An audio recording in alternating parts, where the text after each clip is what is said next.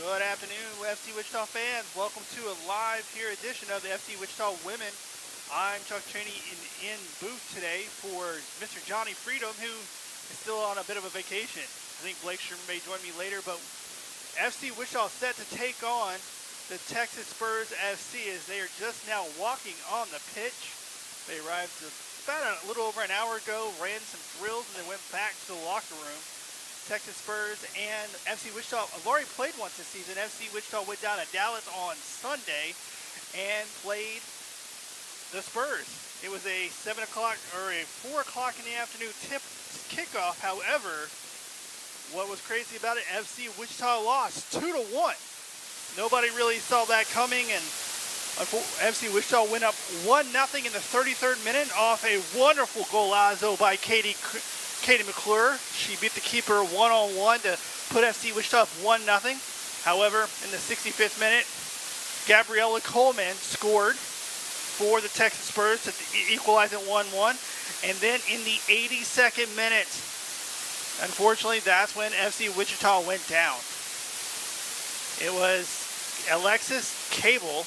She scored. She played at Southeastern Louisiana University. She scored to give the Spurs a lead, and that makes our overall record against the Texas Spurs 1-1-1. Last year we drew in Dallas 2-2. We scored 2 minutes in the final 10 minutes as we equalized down there. But for our first ever franchise win, FC Wichita beat the Spurs 4-0. Katie McClure scored 2 goals in that game and had an assist for FC Wichita's first ever club victory. And the starters for FC Wichita tonight, it's going to be a 4-2, looks like a 4-2-2-2. And the back line is going to be starting as Rachel Van Burskirk, number 12, number 7, Kelsey Quick. She was on our team last year. Amy Strath, number 14 for FC Wichita. And Jordan Downing, number 6, rounds out the back line. And then in the midfield, it should be Hayden Burnett, number 17, Tana Benningfield, number 20, Avery Green, number 13, and then Grace Hagan from University of Kansas, one of the leading goal scorers in Division I women's soccer. She's back, and she'll be starting tonight. Katie McClure, who had 4 assists and a goal in the win over Little Rock 2 weeks ago in that 7-1 blowout victory of the Rangers. She's also starting. And then Anna Guerrero, number 9, she'll be the right forward for FC Wichita. So there's your starting 11 with Katie Kramer, Emily Jensen, Ryan Burnett, potentially Chico Rosa, Maddie Campbell, Mina Okuda, and Peyton Vinzi on the reserves for the ladies. Nice, decent crowd already appearing. It may be a little thin, but we've learned from the women's crowd, they are very boastful, very loud, and they know how to bring it to support these ladies. Tonight for Texas Spurs, in goal is Yvette Bedoy. Bedoy, she is from, she's a former Texas A&M Aggie, played there for 3 years, started 2 of those. She was a reserve her senior year. Also, Alexis Cable, we already talked about, she scored a goal in the win plays at the Southeastern Louisiana University. Also, Gabrielle Coleman, she equalized in about the, I think it was 63rd minute in their first matchup. She'll be back once again, and she's starting. Plays at Mississippi State. She had 3 assists for the Bulldogs her freshman year. Rocio Gutierrez. That name, if you follow women's soccer, that's the one that you may recognize right there. She is a 2-time World Cup participant with Mexico. She played in all 3 group matches in 15 and came off the bench in 11. Number 25, Kelsey Hodge. She's a defender. She'll be right there. Kelsey Hodge. She's been with the team as a coach for years, and she is back. She was also named the 2013 Conference USA Defensive Player of the Year at North Texas. And then Kennedy Kelsler. She scored 37 goals this season for Hardin Simmons, the Division II school, about the size of Newman. But yeah, 37 goals. She's got 70 in her 2 years there at Hardin-Simmons. Jasmine Gronk, number 13. Amanda McMullen. Amanda McMullen plays in the Premier Arena Soccer League, and she was in the FC Dallas and Colorado Rapids Academies. Kelsey Sheldon. She'll be starting in the front right there. She's a redshirt at Northeastern State in Tahlequah. Fun fact, that's the same school that Carrie Underwood attended before she got way too famous. And rounding out their starters is going to be A.K. Ward, or as they call her, Audrey Ward. She also plays at Mississippi State. She was a three-star recruit, number 97 in the country, coming before she signed with the Bulldogs. So there are your starting lineups. Hopefully FC Wichita come out tonight.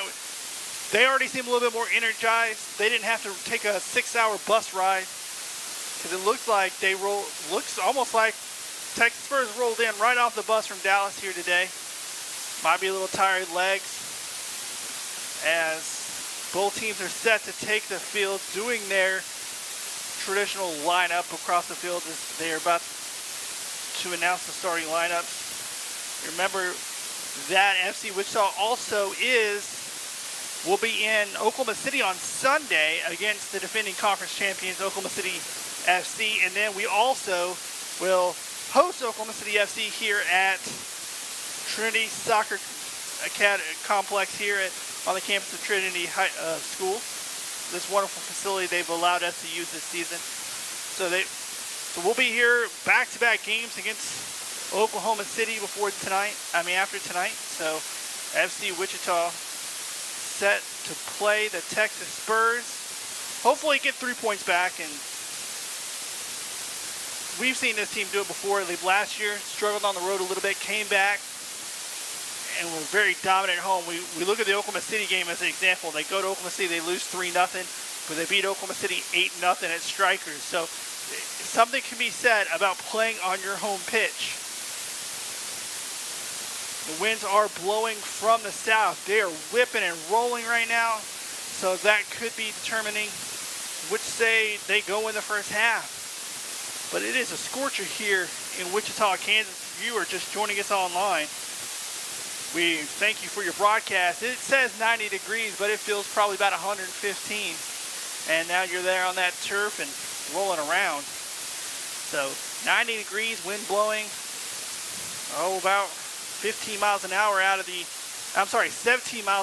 southeast. That'll heat it up, and those flags are whipping and knocking over our signage. FC Wichita is coached by Sammy Lane. He's the head coach at Hutch Community College. He coached the women's team last year, coaches a lot of youth soccer as well. He knows a lot of these girls from the soccer, from coaching them. And head coach of Texas Spurs FC is Ed Pukasarich. He is a well-known indoor player. He played for 7 teams over 13 seasons before becoming a head coach of the youth club at Texas Spurs, and then the head coach for the last few years of the women's club.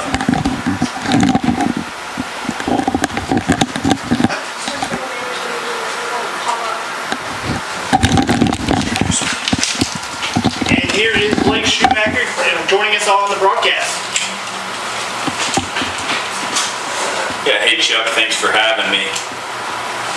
It looks like they're doing the national anthem now. They're getting ready to announce the national anthem. They just announced the players, and now we're going to have the national anthem, so we'll take a brief intermission here.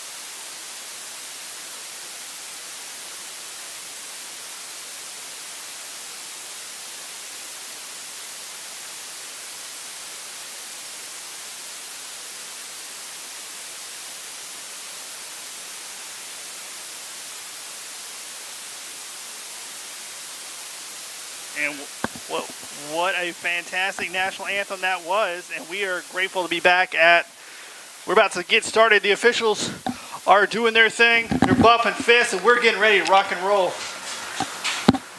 So, yeah, I don't know how to get that working, so we're going to have to just look at each other this way. I'm already talking to Mike. We can't figure it out. So, FC Wichita about to kick off against the Texas Spurs in a Southwestern Conference showdown. Blake, what are some keys that we have here today for the women in red? Well, it's funny because you've got two old indoor pros, Sammy Lane and Ed Puskarich, playing against each other, coaching against each other here. So both of these guys, the old school ways and pros that these guys are, you win ugly on the road and you try to entertain at home. So expect the keys for Wichita is to be able to maintain the midfield. You see that the girls are lining up, and we like to play a 4-3-3, but they're very much pushing into what's right now a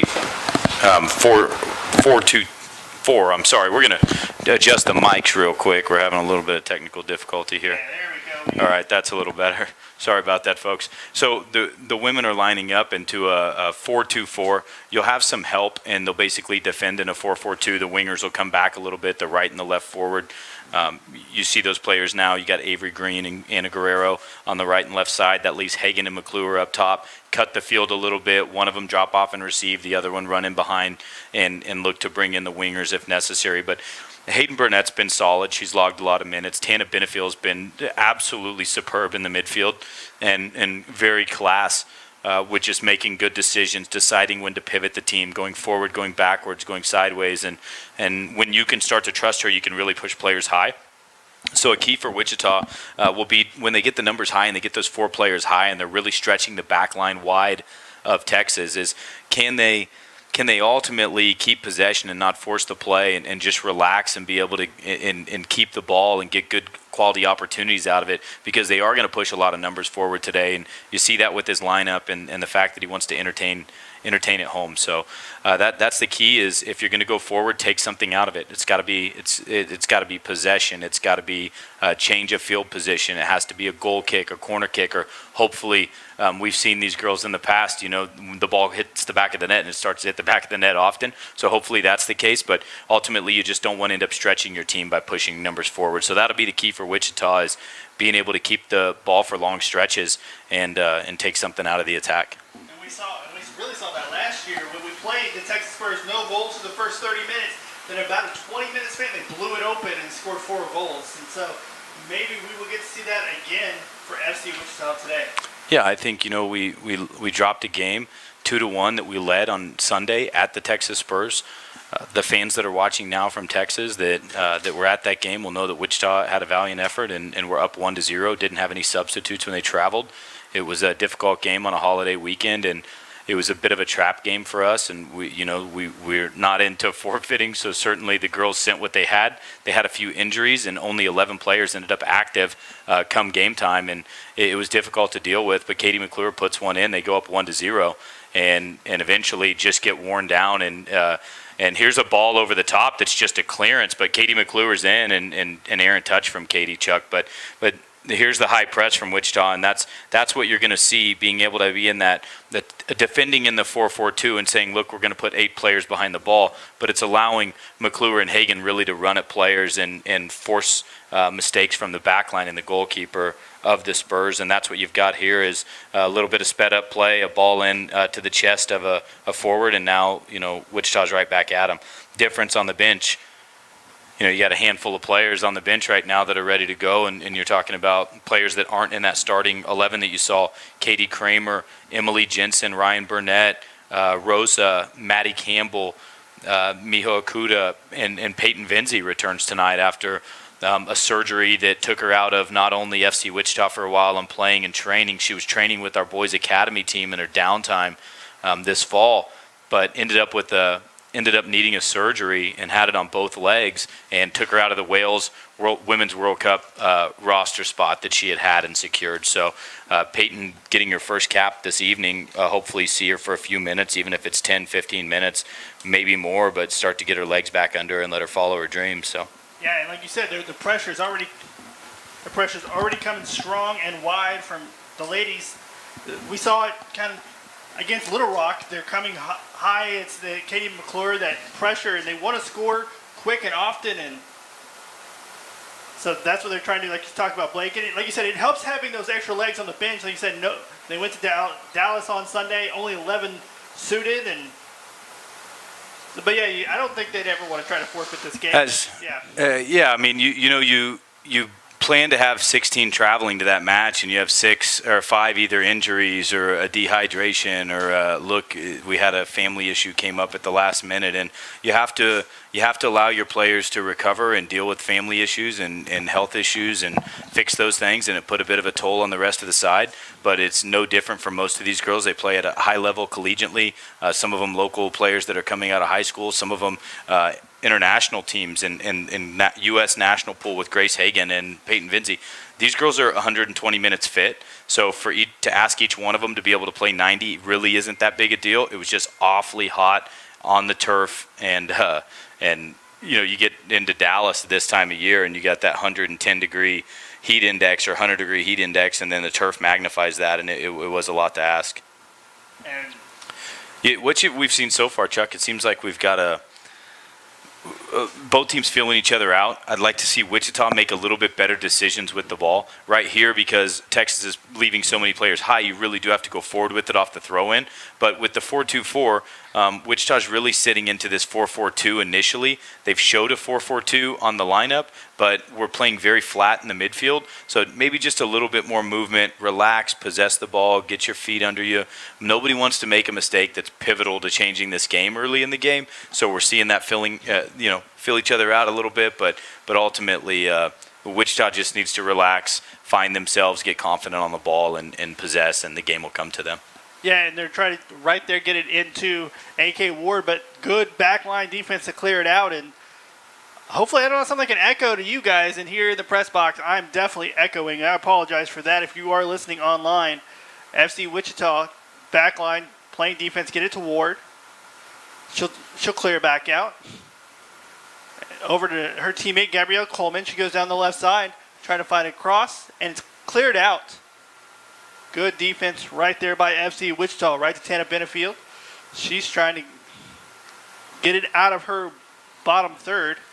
Really the first bad decision we've seen all year from Tana Benefield. She very good, very strong to possess the ball and shield the ball and turn, and just needs to find feet. That's where Wichita's really getting bad communication, probably starting with the goalkeeper into the center backs, from the center backs into the midfield to Tana. Has to be relaxed, possess the ball, move a little bit, give us an angle, and just relax. And Benefield turns and lumps one up the field, hits a clearance, and here she is again on the ball. Hopefully we get a little bit better decision than we do.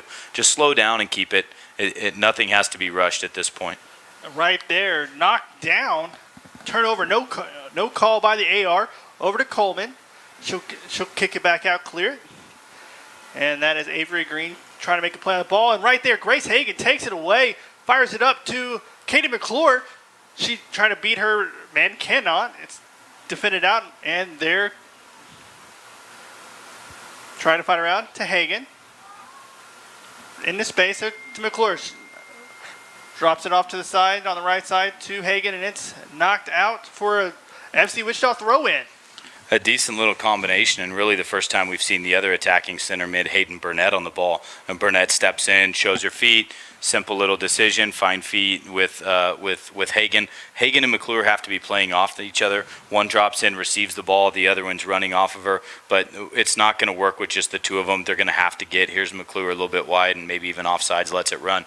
But gonna need to get the other players on the wing involved. You're going to have to find Green, have her keep the width, and then when one of the forwards clears out, Chuck, if one of the forwards is out wide, the other one makes a diagonal towards her, we really need Green or Guerrero or whoever's on the flank to come up and become that number 9 and that target player and make the diagonal across the box. And we haven't seen that, whether it's midfield or the top of the box. We just don't have that movement off the ball that's keeping their back line honest. So slow down, let the movement get right, and just keep it right here.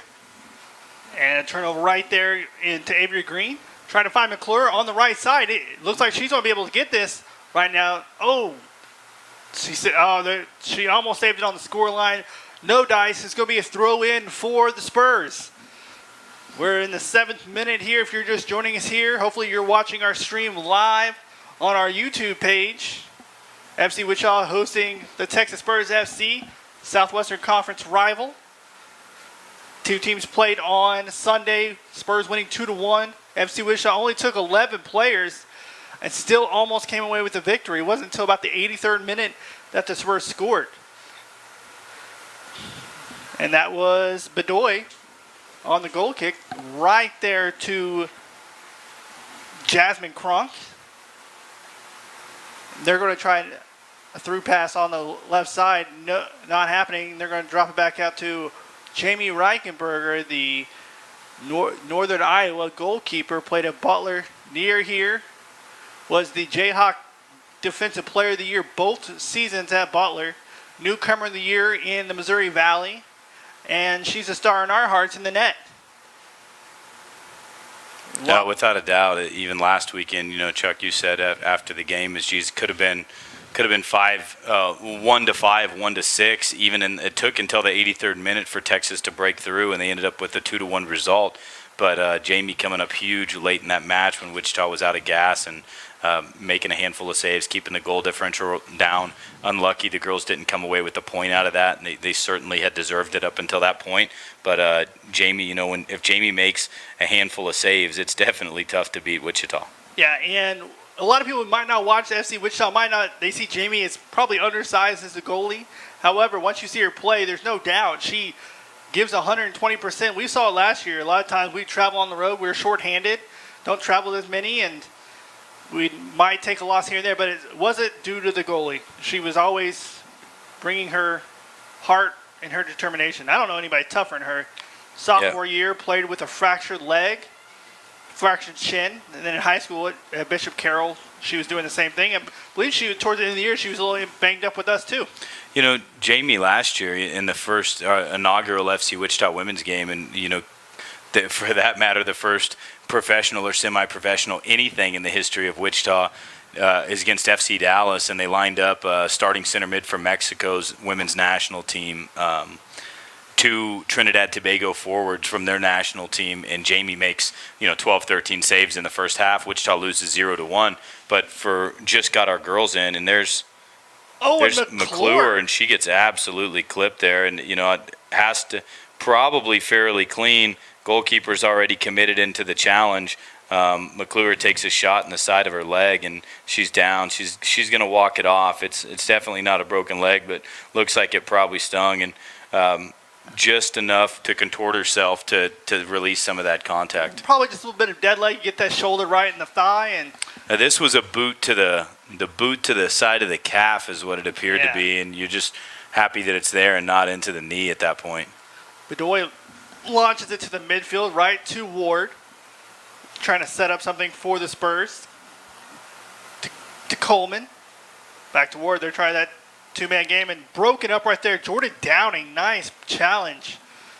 You can see with our camera angle here right now, and if you're watching at home, Wichita playing with fire. They have 8 players behind the ball, but their lines are very, very flat. They're defending in a flat line in the midfield. There's not a lot of depth offensively or defensively to support, and because of that, what a piece of brilliance from Grace Hagan, and just misses McClure, who wasn't up to running for it yet. But Meg's a player, tries to put McClure through.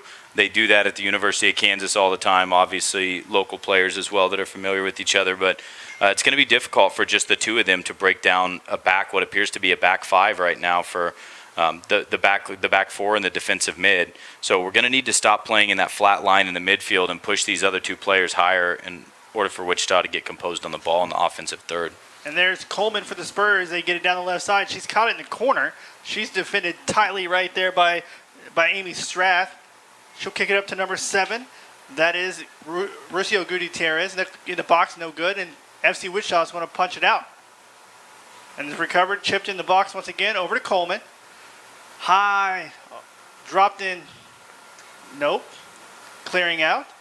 And there's FC Wichita. They cleared outside 30 yards. This will be a ball back in, and at this point, would be disastrous for Wichita to give up a goal because Texas hasn't strung together 2-3 passes, and not that Wichita has either, but they've put 4 or 5 balls into the box, and the Spurs really, that's one of the first times we've seen somebody stand on the ball, get composed, and just turn and nonchalantly relax, change the point of attack. But here's another ball into the box. Wichita's had trouble dealing with them. Jamie has to come out and make a save and on that cross, but just a little bit of an errant ball that carried a little long.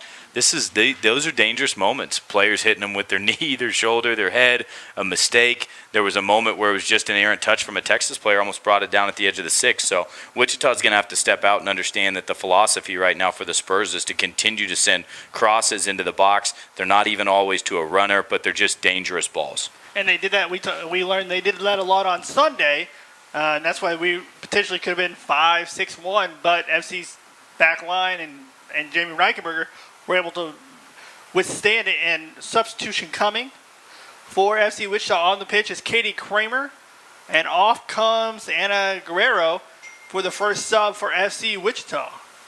Yeah, Katie Kramer's going to bring not only a principled defensive presence, but Katie's going to go ahead and get up the flank and start to join in with Hagen and McClure and try to change this away from just sitting back and defending to a little bit more possession, a little bit more opportunity, keeping the width of the field. And now you see Katie coming in, getting on the ball, releasing it, getting back out and keeping the width. And that's exactly, she's brought that calmness to the team already. And here she's going to get a ball flicked on by Hagen, and it just doesn't quite get through. But Hagen with another meg, and, at that point, Grace tries to be unselfish and look for McClure, but at 20 yards out, let's call it 30, maybe another touch to get to 20, you don't mind Grace Hagen shooting from 20, 25 yards. No, one of the leading goal scorers in the country, not let alone the Big 12, chipping one out there from 25, we'll take it. And I've seen her highlights reels on YouTube, but Kansas put one together. She's got a few of those, and there's McClure, and they're going to call her for offsides. Questionable. I thought she was on. Not sure. McClure plays with fire a lot. She times her runs very well. Sometimes it's advanced, even for the official, because it looks like she's timed it so well. It looks like she's 5 yards offsides, but it did appear that on the flick she took off and had a quality jump there. And nevertheless, the official calls it back. Who are we to argue, right? Standing right there, even, and we play on into the 15th minute now. Hey, it's like Johnny Freedom says, he hates all referees, so I have to lead up to that. Johnny tonight. Freedom, including Johnny Freedom, his entire family is referees. That's Josh, McKenna. They all are. So he says that, but he doesn't hate the ones in his house. Right. He just I question them. all of them. So, and looks like play on the ball. They're going to get a challenge, and we're going to get a foul, and it's going to go FC Wichita's way. I didn't quite see. It was Tana Benefiel again, and shielding well, just holding the ball up and not releasing it and taking the foul. Let's see if Wichita can just release the outside back right here would be fine. Just swing the ball, possess it across the field. Let's just relax. We don't need to give it away. And we've lumped it into the box. Grace Hagen on it, and it's out of bounds. A little too hard, unable to save it. Hagen's out of bounds in the 15th minute. FC Wichita 0, Texas Spurs 0. And hopefully you're joining us here on YouTube.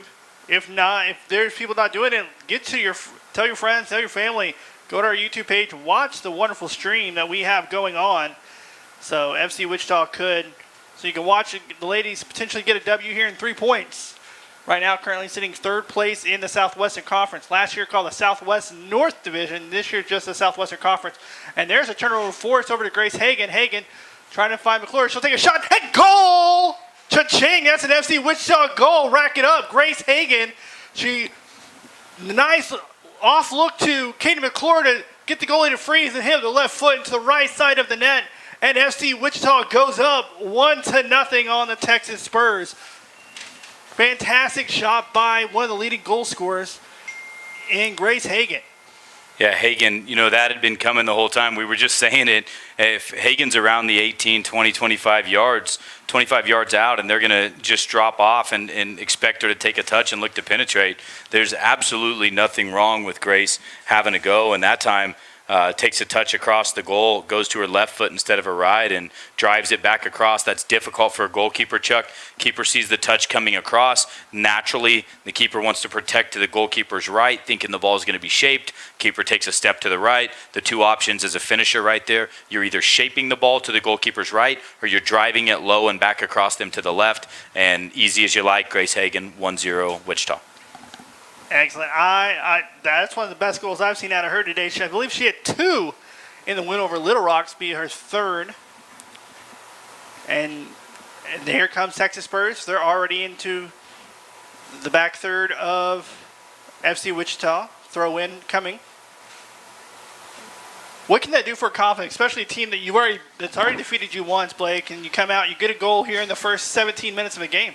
You know, it's great to score early in the match, but beyond that, still, there's only we're pretty thin. We're pretty spread out in the midfield line. We're looking just to go at them. This ball's through to McClure. She's on sides. And here's another ball into Grace. If McClure sees it, this should be an easy goal for Grace Hagan. No, and McClure just can't find her. Well defended. That ball right there needs to be early and needs to be slotted on the back shoulder of the defender, not in front of the defender, but basically you just kind of bend that ball in back across the 18 and let Grace run onto it. The two of them have great chemistry, but more honestly, great to score an early goal in the match. I'm still a bit concerned. Hagan and McClure don't really have any defensive responsibilities, and as we're talking about how great it is, Texas is standing on the ball 30 and 40-yard line right here, and that obviously add 10 yards to that, so it's 40, 50 yards away from the goal. However, they're taking a touch and lumping balls in directly at the back line. You got a mishandled ball, an actual handle ball, and it gives up a penalty or something like that. It's dangerous.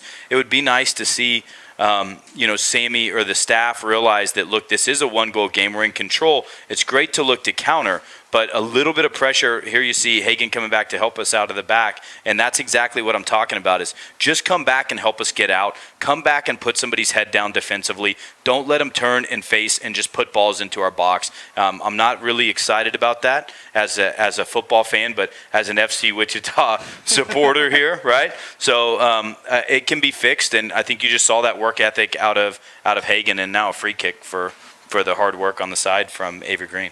Avery Green taken down about 30 yards from the goal, and FC Wichita will get a free kick here, and we're going to get a sub. It's going to be number 24 here for the Texas Spurs. That's going to be Katie McCanany. She's coming on the pitch. She started the game the other night for the Spurs against FC Wichita. So she actually plays 2 sports at UT Dallas. She's a basketball player, averages 15 points a game. Might be a better basketball player than football player. So here's McClure. She's lining up for the free kick. Sammy Lane wants this ball over the tallest player on the inside of the wall, probably not shooting, dropping it at the PK spot, and McClure goes to drive it in low and hits the wall. Sammy's arms in the air going, what was that? I'm pretty sure he said, put the ball in the air, right? But yeah, McClure just trying to, maybe she's taking a shot there, not sure. It's a pretty good Sammy impression. A lot of practice. Yeah, I've heard it a few times. But no, all you're looking to do there, they're playing flat at the top of the 18. Maybe you have a wonder strike from 31 yards out. There's no sun in the goalkeeper's eyes. A little bit of wind. She's probably got it covered. Look, you're either going to test her there, or ultimately you're bouncing a ball just on the side of the PK spot in front of the, 3-4 yards in front of the 6, and allowing your player to run onto it. That's probably what Sammy was looking for there. FC Wichita trying to defend to throw in here. Good defense right there from Jordan Downing. I've said her name quite a bit already. She's coming out of the back line and making big plays already. FC Wichita throwing in. There's Downing. She'll come in. Flicked over, taken away by the Spurs. Here comes Hagan again to win that ball. She's had a fantastic game so far, just starting to move a little bit off the ball, starting to get involved, not letting players settle, coming back, helping the midfielders just a touch, and has been aggressive offensively, creative, tried a few things that maybe were unselfish when she could have been a little bit more selfish, but is knocking on the door. Just switched that ball down the flank and put it across the box, which was as dangerous a cross as we've seen for either team. So just Wichita relax and continue to build. Confidence is brewing, and they got a 1-goal lead here. Amy Strath kicking it across the left side, trying to get to McClure. She can't do it. Inside to, that looked like Katie Kramer. Nope. And here come the Spurs. They're across midfield with possession. Good defensive play right there. Great challenge. That looks by Tana Benefield. Grace Hagan playing. She's all over the place. She doesn't mind playing. Oh, if that's through, McClure's through. Just 1v1 now. Misplay by Texas Spurs. McClure with the shot. Oh, and just misses the mouth of the goal. Not bad from Katie. You want to put it across the goal. She realized it was a 2v2. She wasn't going to be able to play the ball through two players and find Grace. If the defense does well, you take the 1v1 and she puts it across the goal, gives Grace a chance on the back post and beats the keeper, and unlucky. 23rd minute here at Trinity Academy. FC Wichita leading the Texas Spurs 1-0. And there is Yvette Bedoya with the goal kick. A little short on that one, trying to place it. More work, and that's exactly what I'm talking about from Grace Hagan. The defensive mid, the 6, stands on the ball, turns and faces, and Grace just comes in, doesn't win the ball, but applies enough pressure to put her head down. They put it right back at us, and now they're having to build out of the back again because we won the next ball. And that's it. Just if you're going to be there, Katie, Grace, apply a little bit of pressure. One of you cut the field, one of you put somebody's head down. Let's just force them to play a little bit uncomfortable. And when you talk about playing uncomfortable, and we're being a they found Gabrielle Coleman just outside the 18. Knocked away right there by Jordan Downing. Recovered by Coleman. She's right there on the goal, the sideline. She'll flick it in, and it's wide out of bounds. And it'll be a goal kick for FC Wichita. So FC Wichita will get a goal kick. Jamie Reichenberger is about to be a senior at UNI.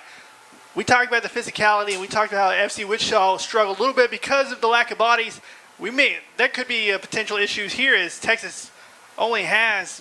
Well, actually, they have quite a few. They're just out of your line of sight. Oh, never They're mind down that. past the press box. Yeah, you got 4 players, 5 players up warming up. They've traveled 6 additional substitutes. As I say that, I saw them just marching back, and I was like, well, never mind then. Right. I thought I had a good point. Nope, it was horrible. Yeah, and being a developmental league, ultimately, this league is very favorable this time of year. A lot of these teams play a couple games at the end of at the end of a week. So allowing players to recover, have the proper recovery time, being lighter on minutes on specific days is very crucial to these girls. So there's an open substitution policy in this league.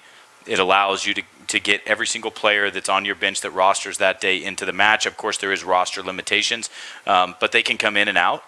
Yep.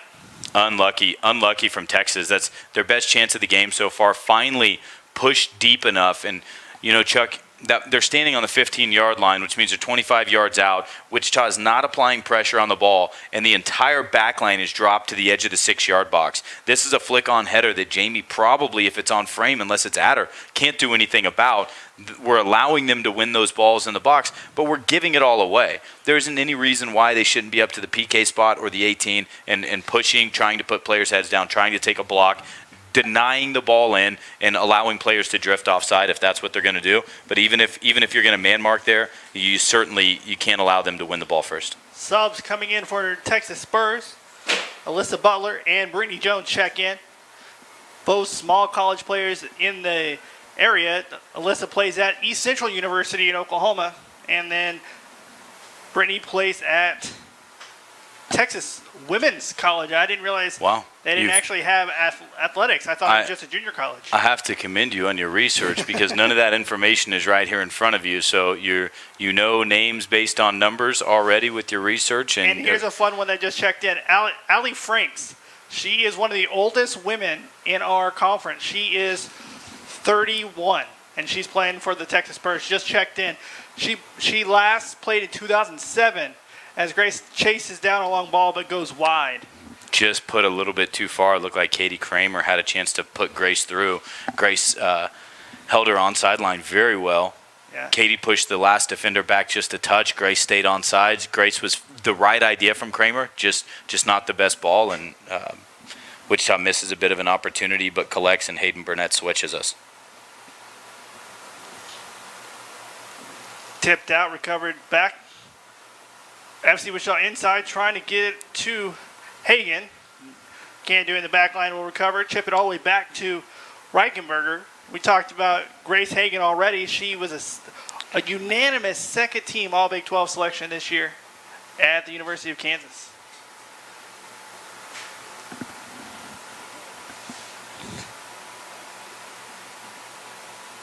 You know, the crowd, we talked about potentially the crowd because of Riverfest and everything, but you know what? They're filling in. I'm impressed coming out in this hot day here.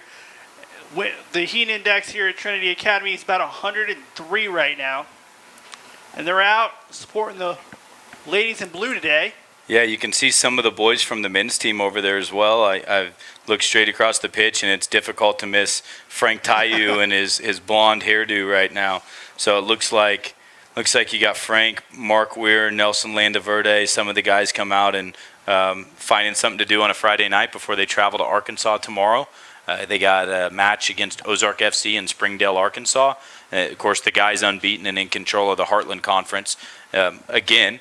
And so great result last week against Tulsa, and the boys fought really hard. They've had a solid week of training and getting in a little bit of team building and some time out supporting, and travel first thing in the morning for a match, and look to put themselves 3 to 6 points clear anybody else after tomorrow. The men's team has some depth. I would say we have some depth. It's nice because Thomas Wells probably won't play, right? Thomas Wells is not making the trip tomorrow. Matt Clare will not make the trip tomorrow. You've got Luis Vidal, who started at the left back for the majority of the season, is nursing a groin, will make the trip, but will be on limited minutes. You've got Ben Ando, a bit of a toe injury, will be able to play, but anything that we can save him. He's an 18-year-old kid, so hasn't been on too many minutes. There's a 1v1. Grace is through, a little flick. It's over the keeper. She's going to walk this in for her second goal. She heads it in. What class from Grace Hagan. What a fantastic goal. Ball over the top, misplayed by the back line, but Grace running off. We've said it for the majority of the game. She's had a fantastic start. In the 29th minute, gets her second goal. Feels like it could have been 2 or 3 more shots on goal from Grace, but that's nothing but class and nice and easy. Keeper comes out. Grace at a full sprint towards the goalkeeper. The keeper's just going to be beat at that point, and a little flick over the top, and it's in the back of the net. So 2-0. Grace Hagan. We're going to take a water break. We're in the 29th minute, getting ready to start the 30th minute right now, and the referees are going to stop it because of the extreme heat. We've been dealing with these conditions through the Midwest and South, and this is the right thing to do at this point. Absolutely. And I'm going to tell you, that gave me goosebumps. That goal right there, that was nice. Oh, it was a small flick, and then she walked it. She didn't have to head it. She did. What a goal. My goodness. If you're just watching, don't be too surprised. It's great. We've said Grace's name a few times. She's got the energy. She's doing a little bit of extra work off the ball. She's coming back, helping on the defensive end a little bit more after. It was funny, right about the time we started talking about it, we saw that from her. And look, the soccer gods are good. When you put in that little bit of work, you get a little bit more possession because you rush them a little bit. Let's relax. She's making quality runs. She's found the right players to run off of, Chuck. She's finding players that maybe are a little uncomfortable or overcommitted. She's staying on side and deciding, look, the left back's giving me a bit of a problem. I'm going to run off the left center back. And she's drifting around the pitch. She's making them communicate, making them pass her along. And when defenders are having to account for one player, 2 defenders are accounting for one. She's yours. They're passing her along. The problem becomes maybe they forget the pass and it's nobody has her, which we just saw. But it also creates numbers advantages elsewhere on the pitch because you have 2 and 3 players accounting for one player. In this situation, Grace just runs across one, is left unmarked, a ball in behind, and she's running free. So the lack of communication there was a problem for the Spurs. Marissa Chica Rosa set to check in now for FC Wichita. She scored a couple of goals in the Little Rock win. Also, no, that's just everything else looks good on that. Yeah, Hayden Burnett's came off. That looks like the only one so far. So here we go. We're going to restart. Yeah, they brought Rosa in, and what you've seen now is Grace Hagan has dropped into the attacking center mid for Hayden Burnett, and she's going to play play alongside Tana Benefield. And there's Rosa right off the bat. Bang! Goal. Wichita 3-0. What a substitution. You make that substitution, she comes in. Sammy turns around and points at Dylan and Aaron Avila. And funny because both these guys, Newman University coaches, and he turns and points at them and says, "You're right." And he's still pointing at him saying, "You called it." I bet you Dylan Grunsel or Aaron turned around and said, "Hey, let's make the change. Let's get Hayden off, move Grace into the mid." But, Rose has been solid. She's put some balls in the back of the net. Let's give her a chance coming out of this water break. And they laugh because what a substitution. You make the substitution, and in 30 seconds it pays off with 3-0 Wichita. This is going to be a difficult challenge for the Spurs to stay in this match and get out of this half with anything positive at this point. Big man goals like that, they're tough to overcome. I can nearly guarantee you at this point, this could turn into ample amount of shots on goal for the Spurs, and Jamie is not going to concede 3 times. So Wichita feeling pretty secure right now. But look, can you calm down and dictate the tempo of this match and limit the amount of chances for them to put balls across your box, which we still haven't been able to do because another one was in and called Jamie into action again. Yep, and pull her all the way out to the 18-box line all the way on the left side. If you want to give it away and restart it, that's fine. At this point, the Spurs have to chase the game. So playing back to Jamie and recycling the ball backwards is not a bad thing. It's going to pull their forwards out and apply pressure onto her, which could give us that sequence and that pattern of play in the center mid, which is what Wichita has really been lacking, and it'd be nice to see. 3-0. And here's another combination. That releases Katie Kramer off Rosa. And Kramer just unsure what to do with putting the ball across because McClure's run was a bit delayed. But if that ball isn't wide and instead flat into goal, Kramer probably runs onto that and gets an opportunity to score. FC Wichita throwing in, trying to get another one here in the first half, already leading 3-0 over Texas Spurs FC. And at this point, I know we don't want to run the score. I know we got a long way to go, 3 goals, but still have about 60 minutes to go. You want to tally some goals. You want that goal differential to be a little Yeah, this higher. isn't a do we run it up or not run it up kind of thing. This is you continue to play. This is it's a teaching moment, a building moment for this other team. Wichita, you at what point do you ask your players not to shoot the ball at this level? You don't. It's just etiquette. Maybe you look for a little bit more run of possession. Maybe you change your style of play just a bit. Maybe you drop another player into the mid and help us get out of the back. But when it's going and your players are getting hot and they're on career days and things like that, you don't ask them to change the style of play. You just let them play. If it turns up to be 6-6 or 3-3 or 3-7 or 20-0. You have to play with etiquette. If it does end up a little bit lopsided, it just has to be class. Your celebrations change, things like that. But you certainly don't ask a young player, Grace Hagan, who has been called into the U23 women's national team. You don't ask her to take a step back. She's already got eyes on her. You absolutely want her to show her stuff and continue to grow as a player. And this is a learning moment for the Spurs, and it's a teaching moment for the young players. It gives opportunities for young players from Wichita. We have a handful of high school girls on this team. We love to reach into the community. All these girls are local, and we love to reach into the community, not just say girls that are post-collegiate, girls that are Division I players, girls that are in national pools. But, Peyton Vinzi's in that World Cup team from Wales. Peyton Vinzi, she's a 16-year-old girl. So we want these girls to get into the game. Peyton, in fact, is checked in, and she's making this run down the line right here, and it's a ball over the top to her. But these are great opportunities for players to come in and log those minutes and settle in. Vinzi, a little bit out of control, but what do you expect after 6 months? 6 months, only been training for a month or so now, but 6 months off the ball. She's chomping at the bits, and it's a great opportunity, like I said, to get those players into the match. She kind of looks like a player that just got her fresh legs. I want to play. I want to make a move. I want to do something. That's what I took away from her kind of over aggressiveness here. She's going to be exhausted by the end of this shift, but good for her. I'm happy to see this. I've personally spent a little bit of time with Peyton training. She's trained around a boys team that I coach with the 03 FC Wichita Academy team. They're a few years younger than her, some of them a year younger, but definitely pushed her and had her see the game in a different point of view. And she's great person, great kid, has a great work ethic, and we're proud to have her here for sure. And FC Wichita trying to get it up across midfield here, trying to make it 4-0. We're about 10 minutes away from halftime. If you're here in Wichita, make sure you come join us tonight, Jersey's Bar and Grill, for a meet and greet and a post-match party with the ladies.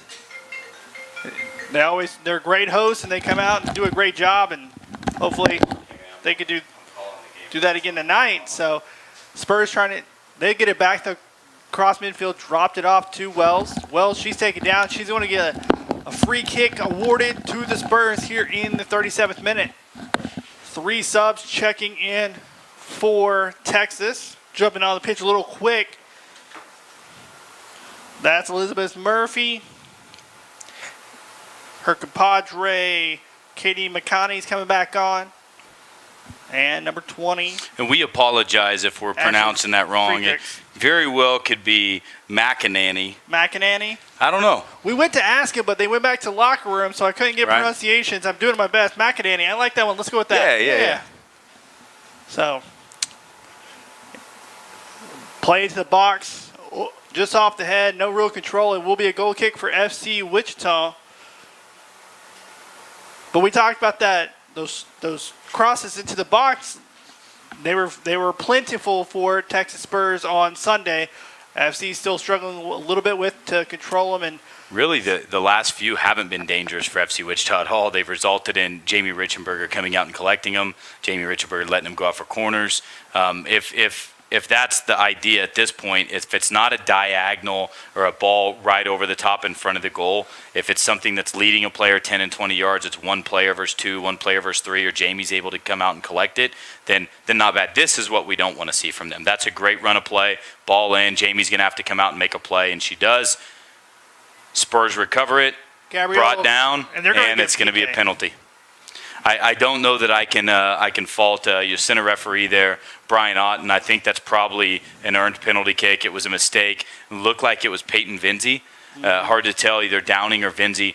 One of them loses their foot based on Peyton being all over the place at this point. But ultimately brings a player down from behind, not intentionally, falls on a player, but it did take a goal-scoring opportunity away. It's a foul in the box, and Jamie's going to have to try to make a save here on this penalty kick. Was Peyton Vinzi with the takedown, and with Jamie recovering like that, take the PK.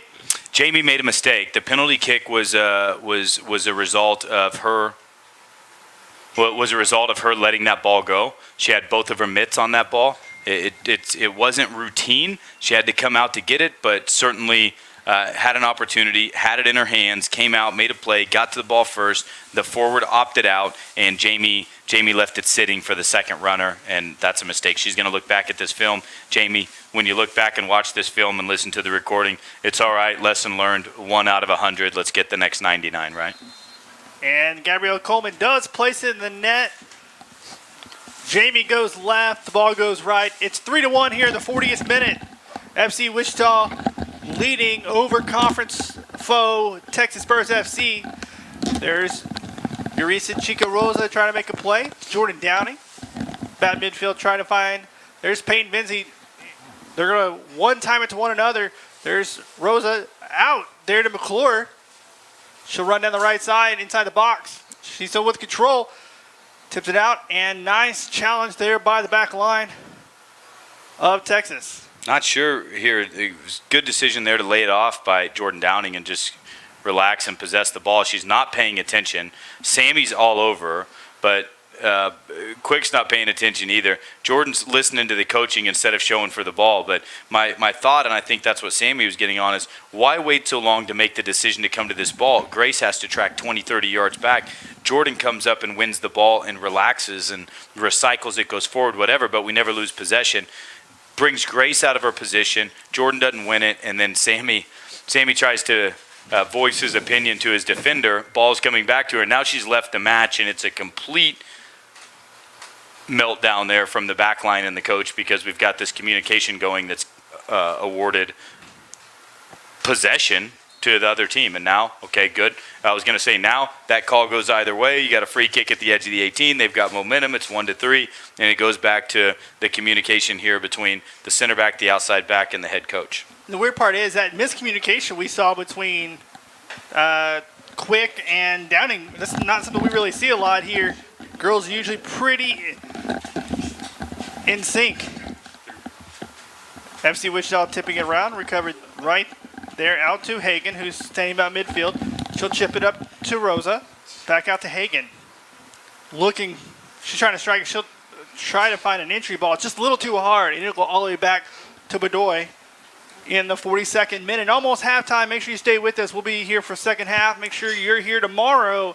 As Blake said, the men's team will try to stay undefeated in Heartland Conference as they host winless Ozark FC. But they've played. Actually, Ozark FC hosts the men's. We're headed to yes. Ozark. That's what I meant to say, but Blake's better at it than I am. I'm a writer most of the time. But, yep. Hey, breaking news. Peyton Vinzi is on the ground in a slide tackle at midfield. You know what? She's getting out of those legs back. And she is all over the place, man. She's been on the ground like Sunday. 4 times. She's playing with more passion than I maybe ever have at this point. But definitely all over the pitch. Wichita needs to just relax. We were giving the ball away. We saw Grace Hagan here. McClure checks off to show the feet. Grace is trying to force the ball through. Forwards that play in the mid always want to play the through ball, right? Yeah. Because that's the ball they want. So just relax and knock the ball a little bit here. I'm not sure how comfortable we are. I think a lack of possession, if looking back on the first half, and is something that we'll have to discuss, is our backline really doesn't seem to want the ball and to want to possess the ball. There's not a lot of depth. The center backs aren't communicating and pushing players wide.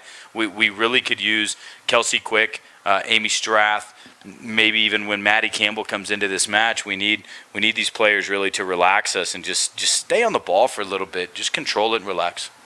FC Wichita trying to Peyton Vinci. She's got it just outside the box. She'll cross it in, and it's cleared out by Texas. Charging is Grace Hagan. She'll chip it back in, tipped up, and they're going to say corner. Get a corner kick coming for FC Wichita here in the 44th minute. They're taking their time. Grace Hagan, well done. Stepping forward, winning the ball coming out of the mid. That's why you put her back there, that energy level. She comes forward, wins the ball in front of 2 or 3 people. McClure's run off to get in front of the goal, to get the service, pulls a defender. Grace is able to take another touch and then put a ball across that was definitely dangerous, pushed over the bar by Spurs goalkeeper. AR standing there. We're about to get another substitution coming in. And this time is Mish Hooten. That is a fun one to say. She played at Texas A&M for a few years. Chip it. Oh, and just knocked out as the ball came through. And it looks like Grace Hagan once again. No, they're going to say it was cleared out by Texas. To Downing. Over to Hagan. Hagan. Chip it through, and it's going to be cleared out there by Texas. Downing with the challenge, missed it. Coming up, oh, right there. That is Kelsey Quick. Way to come through and save the long ball. Yeah, quick stepping forward, winning the ball, coming a little bit higher, giving Wichita the ball winner that we needed in that point of the field that we've missed a few times. Again, the communication has to start with Jamie, go into the center backs. No reason why they couldn't have asked Kelsey, hey, just give her that communication. Hey, calm down. Get the ball on the ground, right? There's 3 defenders versus 1 forward plus Jamie. Win the ball, recycle the ball, and relax. And we're getting 3 minutes of added time here right before we headed to the break. Downing inside to Hagan. That's what we need. Now just continue to look to change the point of attack. Switch the field. Yep, you got Van Burskirk on the other side, wide open, keeping the width of the field at the left back. Kramer was out there wide. Rosa's out there wide. Just continue to change the point of attack. Make this team shift. They've already traveled. They're sitting back now. They're down 3-1. Continue to work them side to side. Get out of this half with a 2, maybe a 3-goal lead at this point. But just continue to make them work.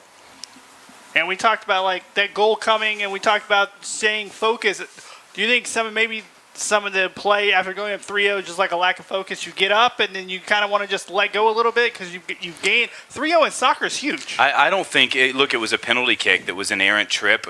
Peyton Vinzi got tangled up on her own, fell onto a defender, or fell as defending a player, fell from behind. Mistake by Jamie, a mistake by a defender letting a ball played in behind. We saw that combination. It was great build-up out of the midfield from Texas, and ultimately, Jamie comes out, gets an opportunity to make a save, gets her hands on the ball, lets it go. There's 2, 3, 4 mistakes. Now Vinzi brings a player down, and that's the goal. But those are all a result of really controlling the midfield and the amount of numbers that we have in the midfield. If you're going to push high with a lot of numbers, you have to protect the ball a little bit more because you're susceptible to being transitioned, and we've been uncomfortable with balls across us in the back. We've been uncomfortable possessing it in the back, and now you're starting to see a little bit more of that. Here, once you release the ball, if you're Jordan Downing, drop off, give us 10-yard space. Funny you say that because the ball's 10 yards behind her, right? Yep. So once you release the ball, just give us the depth. It pulls them out a little bit. It gives us an opportunity. We don't have to play inside the lines in 20 yards of space. And if Wichita would have been doing that up 3-0 and decide to dictate this game instead of staying with the same speed of play, then it's probably 3-4, 5-0, but we don't concede at that point because we're not allowing them to play the style of play they want to play. And almost stepping outside of the box there on the free kick. That was an awfully close one. We saw it in the men's game, unfortunately, something similar. But FC Wichita trying to get one more here before the halftime whistle. But the Spurs are controlling the possession at this moment. There's Well Hagen done once from again. Hagen. She is absolutely everywhere on the field. If she would play defense right now, she would. She's our do-it-all player, Grace Hagen. Cross midfield, over to Coleman. Coleman trying to go down the left side. She'll chip it inside to Wells. And it's cleared out there by, that is Amy Strath, all the way back to Bedoy. She'll string it up top, right there to Brittany Jones. Up, and it's cleared out, tip out. Vinzi pushes it back into the back third. And another turnover, and they're going to call it right there. It's halftime here at Trinity Stadium. FC Wichita 3, Texas Spurs FC 1. We're going to take a break. We'll be back for the second half here shortly.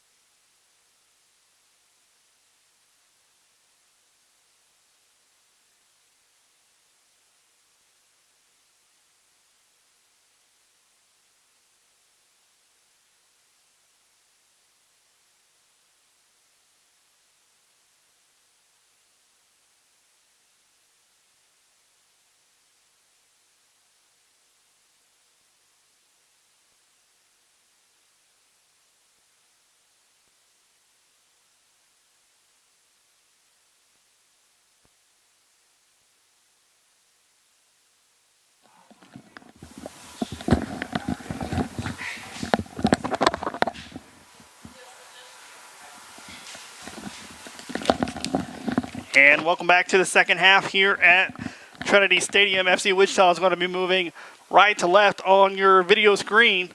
Some stats from the first half. Saves, Texas Spurs 3, FC Wichita. Jamie Reichenberger had 1. Shots on goal, FC Wichita 5. The Spurs 1. Corner goals scored from Grace Hagan, and Yurisa Chico Rosa.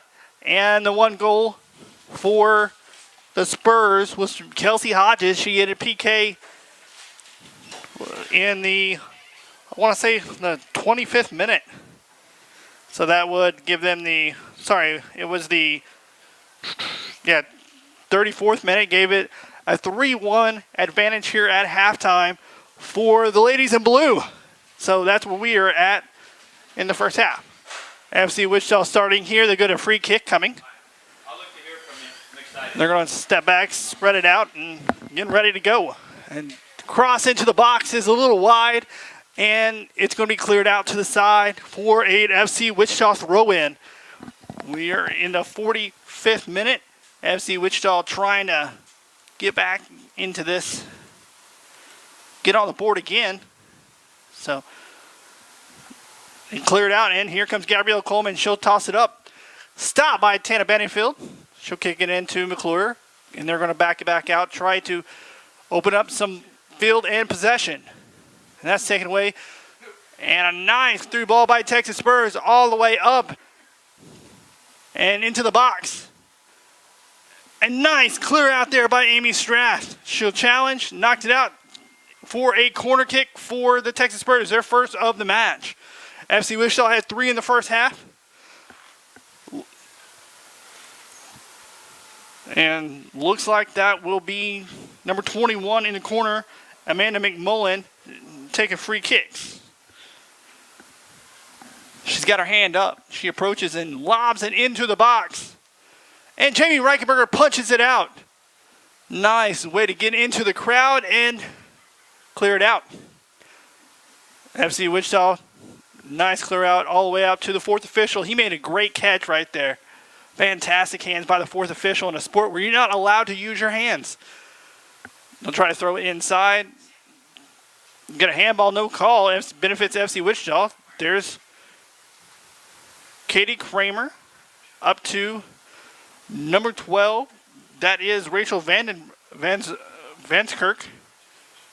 Slowly but surely, FC Wichita's moving it up the field here, leading 3-1. As we said, Hagan had a couple of goals, and Rosa Chico added 3-1, like 30, not even 30 seconds after scoring and stepping on the pitch.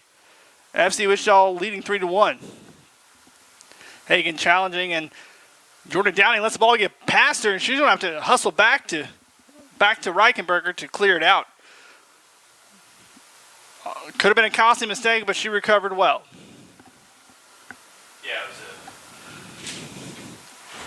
was a bit of a deflection there from beyond Jordan, so it was difficult for her to deal with it, but calmly collected. Sammy, Dylan, Aaron, Corey, these guys on the bench at halftime probably said, hey, look, just play simple. Sometimes we don't have to give it away in the back.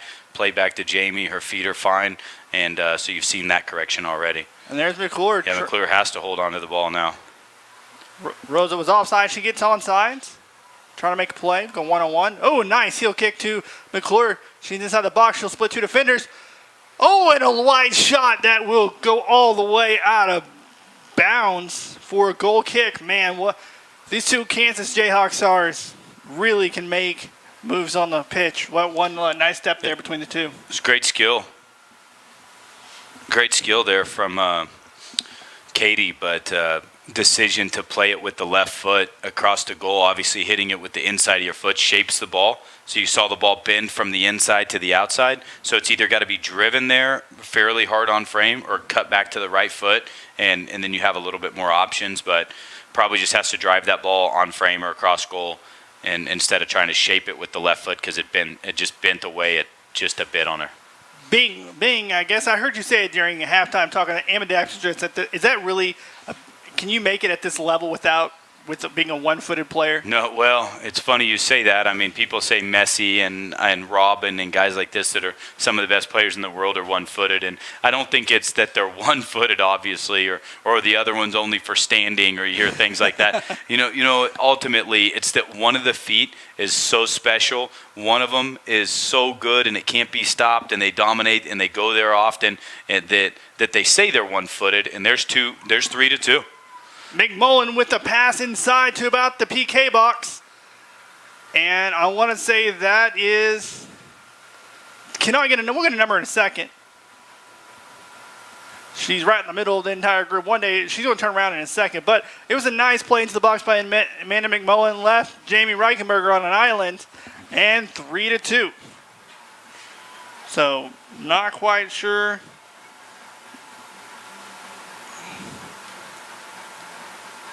So, just bear with us here.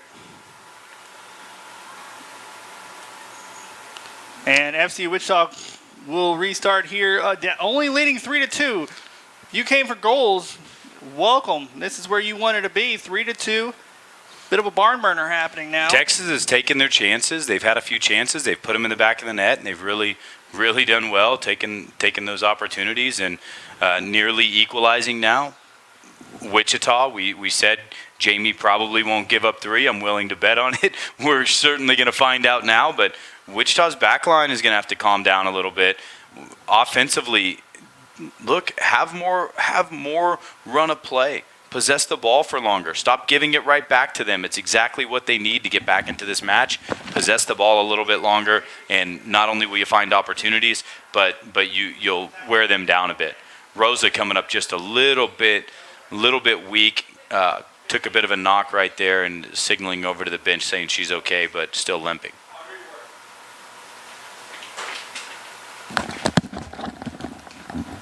And that goal was actually scored by A.K. Ward, a Mississippi State Bulldog.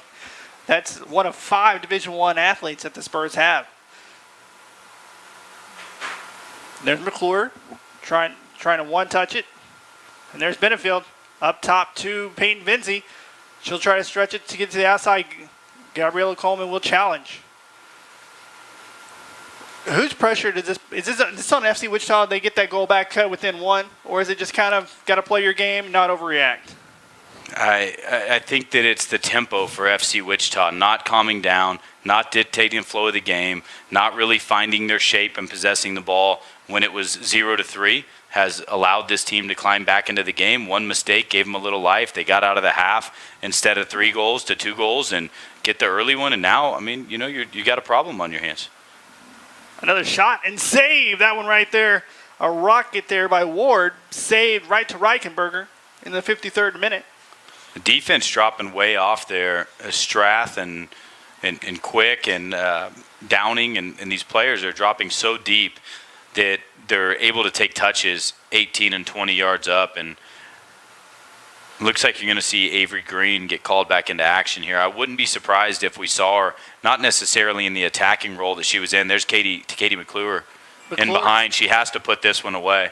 Oh, what a save. That's really what Wichita needed, is to stretch this game out just a little bit more, make it a little bit more difficult. And McClure with a great run in behind. But Wichita is really resorting to that, the ball over the top. Back to Avery Green on the substitution. You see her getting warmed up over here. Wouldn't be surprised to see her come in as an outside back. Is that on that? What is McClure? Or potentially for Rosa, who has been limping since the incident 4 or 5 minutes ago. And look, she's struggling. She's slowly walking up the field, yeah. Try to get it inside. They'll have to kick it back out. The Spurs, they'll cross a field to Gabrielle Coleman, and it's going to be a turnover to FC Wichita, and they cannot clear it. Taken away there by McMullen to Coleman into the chest of Quick, and they'll punch it up. FC Wichita trying to gain control here after McClure almost put one past the keeper, but it was a nice save. McClure with the challenge. They're going to say it was no call on that. Nice no call.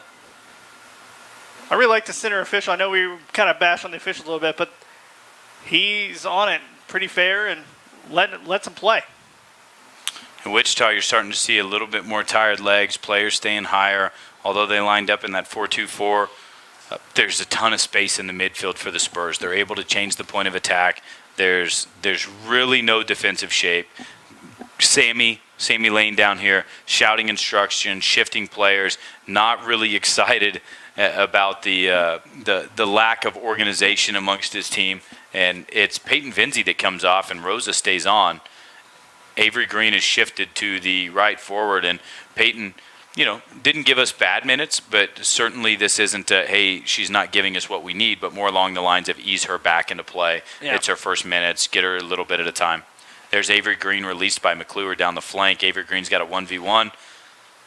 Can she hold it up and find Hagan? They've done that, and now Hagan with a chip. Hagan's going to get an obstruction call, it appears, but Wichita's still on the ball. Hagan still has it. That's a penalty kick. There it is. Grace Hagan with an unbelievable effort, Chuck. She got obstructed about 20 yards away from goal, fights through the obstruction, and wins the ball back. Yeah, she definitely, there's probably two different chances. She went down, got up, got the possession back, and finally got the PK, which she's definitely earned. And she should be taking it. This puts her on 3, so a hat-trick opportunity here for Grace Hagan. Just put it away, stretch this game out a little bit, and allow the team to settle in.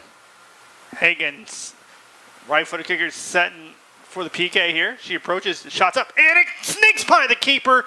Cha-ching, an FC Wichita goal going up 4-2 in the 56th minute. There we go. A little breathing room for the ladies. Yeah, well earned from Grace Hagan. A ball over the top on the flank. Some work from Katie McClure. Avery Green takes the space, attacks the space, holds the ball up just a bit. A little bit fortunate that the ball even got through to Hagan. Hagan puts it between two defenders, tries to split the defenders, gets obstruction, continues to fight. A mistake in the back line.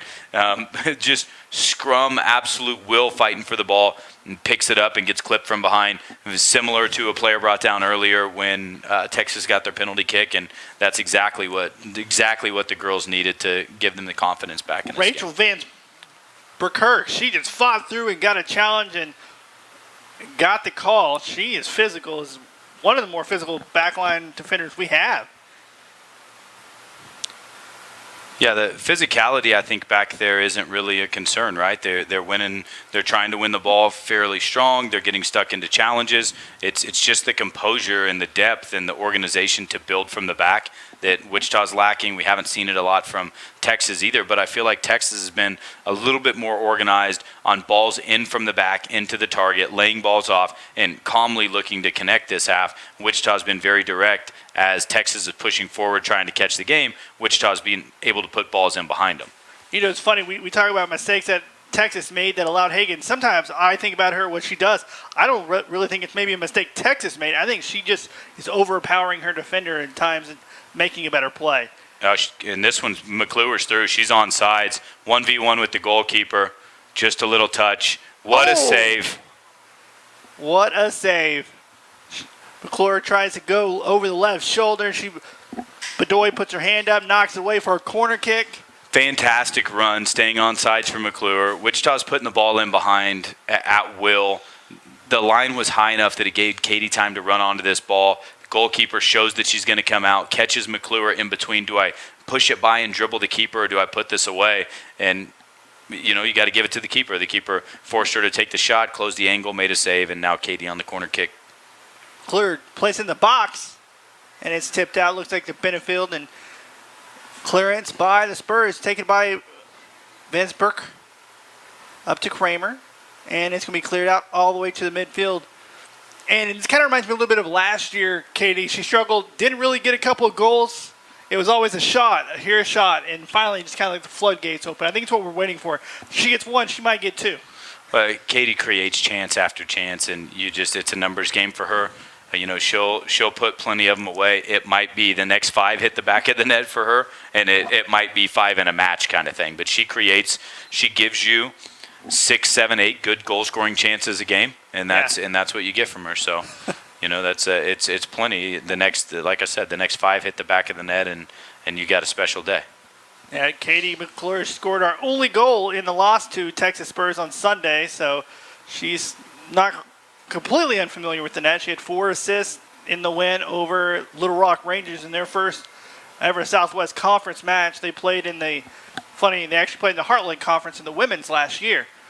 So Emily Jensen has came in and is a local player here coming out of high school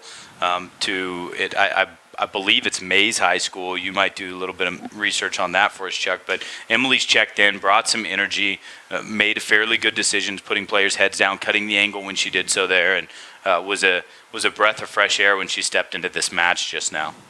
Yeah, Emily Jensen. Mays actually, I believe they went to the 5A state title game this year. Yeah, and you've got Rachel Marshall,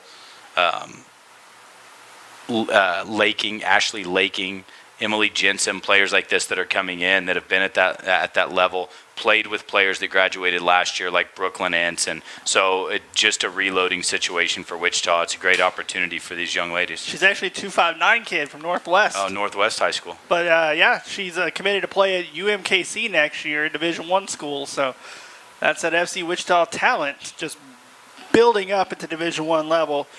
As another substitute, the Spurs are now making them every other play, it appears like. And that's number 12, Jacina Riviera, coming on for the Spurs. They'll tip it up top, and that's Ward. She'll try to gain it as there's Vance Bekirk. She knocks it out. Great challenge. And Riviera, she actually started Navarro Junior College. They went all the way to the national championship game. She scored 31 goals her sophomore year at Navarro. And FC Wichita will get a throw in here. 31 goals, that's a lot for a midfielder, I think. Is that? Yeah, 31 goals is a lot of goals for anybody. but for a midfielder, I mean, at the junior college level, those stats are bloated because it's so different. They play. I understand that, but it's still 110 by 70 yards, and you're playing sometimes 2 games in a weekend to get those travel games in. They've got a lot of personnel. They're cycling their personnel through. Players are coming and going. Players, a lot of times you have 30 players.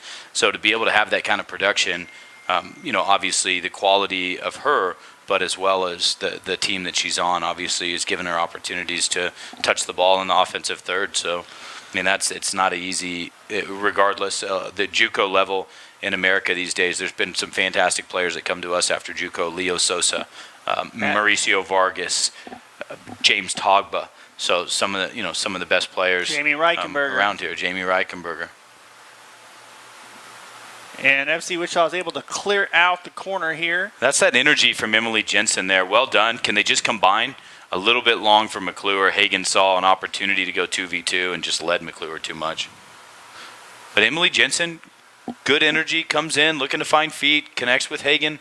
You get her on and off the ball a little bit more. She's trying to make good decisions. They've been unselfish.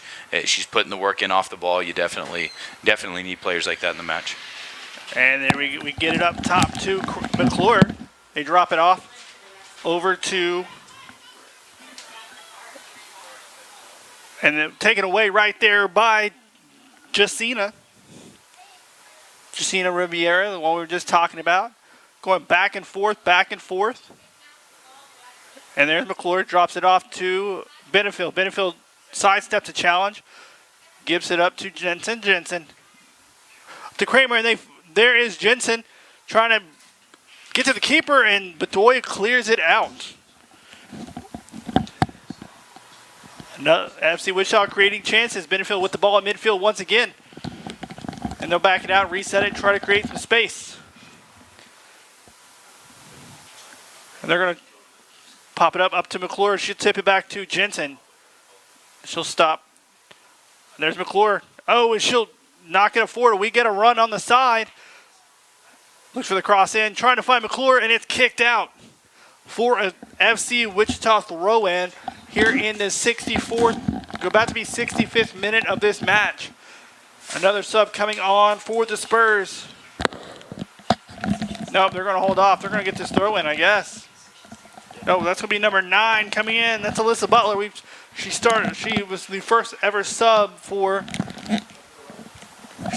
the Spurs. Like I said, plays in Oklahoma at East Central. The Tigers. She was part of the U20. She was called up for the U20 United States team. Didn't see any action. Trained with them. There's Coleman knocking it out off the challenge. It will be another throw-in for FC Wichita. Legs are getting a little tired. You see the players that have just come out for the Spurs stretching, trying to run, stay loose. The travel catching up to them a little bit. It's a little over a 6-hour drive from their stadium to here. All the way in Dallas, Texas. Corner coming for FC Wichita, across into the box. No, and it's going to be cleared out. Back out to FC Wichita on the right side of the 18. Oh, we're going to get a free kick. No, it's going to go the other way. I really thought that Grace was the one that should have benefited from that. 66 minute. FC Wichita with the 4-2 lead here in the Southwestern Conference battle against Texas Spurs FC. FC Wichita is 1-0 all time versus the Spurs here in Wichita. Beat them 4-0 for the first ever club win last May. 4 goals were the better FC Wichita that night. Another free kick to the Spurs here in the 66th minute. And they're going to deep cross all the way in, and it's going to go right to Reichenberger. Easy save for her. So far in the box, might as well even call it a shot. Slowly but surely, people are walking up the pitch. I think legs are getting to everyone right now. I know they're match fit, but 66 minutes fast for anyone. And hot out on the, you get out on that turf, heat index rises, probably 120 on the pitch, 106 index outside. Not to mention the Midwest humidity of Wichita. Throw in coming near the corner for the Spurs into AK Ward. She turns it over immediately. And FC Wichita struggling to get back possession. It's been a few minutes. And here comes Spurs. They're making a little run all the way across the field. Oh, a nice challenge by Katie McClure. I'm sorry, that was Katie Kramer. And there's a way to break it up. And FC Wichita's going to try to make something happen. Get a 5th goal here, maybe get McClure's first. Hagen already with the hat trick today, 3 goals on the night. She's got 5 on the season already. She scored 7 her this past season at Kansas. Had 6 assists. And was a second team all Big 12 selection. There's Gabriella Coleman. She's down the left side, outside the box, trying to look for a cross. She gets it, and it goes on to the side of the net. Will be a goal kick for the ladies in red. FC Wichita, like I said, will be back on the pitch on Sunday. They'll be in Oklahoma City. Come back here on Wednesday. Play Oklahoma City both days. Substitution coming for the Spurs. It's going to be Allie Franks. Like I said, she's the oldest player within the Southwest Conference at 31 years old. So she played at Campbell University, was the Atlantic Sun Conference Player of the Year in 2007. So it's been a minute since she's played collegiate ball. She was not on the roster for the Spurs last season. She coaches in nearby Abilene in Texas. There are 2 different coaches for the Spurs that coach high school soccer there in the Dallas Metroplex area. So they are vastly involved there in soccer at some point. Another free kick coming, or goal kick coming for FC Wichita. Sub coming on. Peyton Vinzi back on. And is that Kramer that's having a seat? No, that is Jordan Downing. She'll rest up. She's played 70 minutes. Yeah, looks like you got to switch Downing off. Avery Green moves to the right back, and Vinzi becomes that winger. It's got to be so nice to have those players that are versatile to play multiple positions. Free kick or throw-in coming for FC Wichita. Get up to McClure. She can't corral it. They'll swing it across. There to Hodges. Hodges, who made the PK.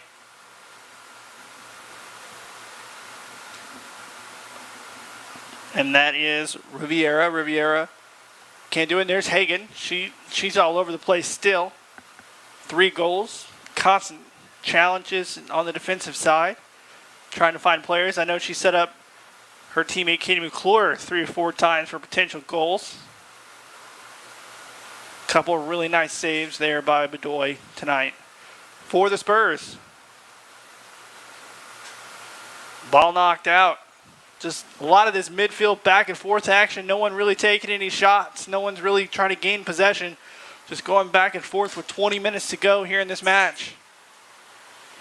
If FC Wichita can hold on, they will tie Oklahoma City for first place in the conference atop the Southwest with 6 points.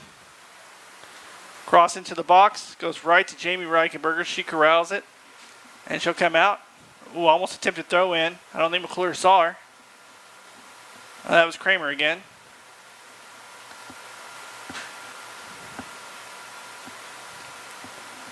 And the boot across the middle, and there's Kramer. Oh, almost got it right to McClure, but they're going to say McClure fouled. Yeah, it was a dangerous play from McClure. Her boot was up in the face of the defender, and although the defender ducked the head in, it was still a high foot from McClure, so a dangerous moment. So that's at that point, unless there's contact, it's an indirect kick. So it didn't look like she actually physically fouled her, just in a dangerous area. So that's one thing. I know you coach soccer, multiple teams, and with me as just a fan, sometimes that boot I don't quite understand. I know we've seen on the men's side a couple of calls as Ward had possession in the box, lost it, cleared out by FC Wichita. We've seen some cards because of that boot. I guess, what do they say? Boot up, it's a card?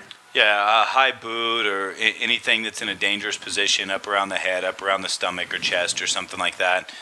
Just depends on the situation. How close is the opponent? Obviously, you can bring a ball down over the back of your shoulder and have your foot 5-6 feet in the air if you're capable of it, but if that's impeding another player from playing the ball, if it's anywhere near another player, then it's going to be a dangerous play. It's ultimately you don't want to see players taking cleats across their face or the top of their head, so it's just the etiquette of the game.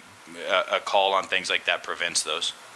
Gabriella Coleman and an FC Wichita player both go down in a tackle.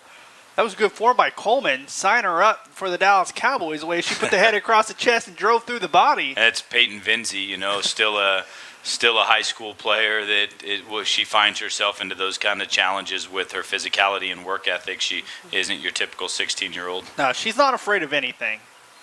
And there's Hagan taking down. She'll get a free kick. And is that rule about that cleat, is that kind of a new rule, or has that just always been there and soccer fans high are more? Boot, it's since the beginning of football that I know of, since I was around. There's different things. Some people say your boot's up. That doesn't necessarily mean that it's a dangerous play in the air. It could be that you're showing your cleats and you've left your feet or your foot's in the air and you're going into a challenge on a ball that's even on the ground. If your cleats are up or your studs are up, then that's something you might hear, hey, their boot was up. But then that means that the cleats were turned up.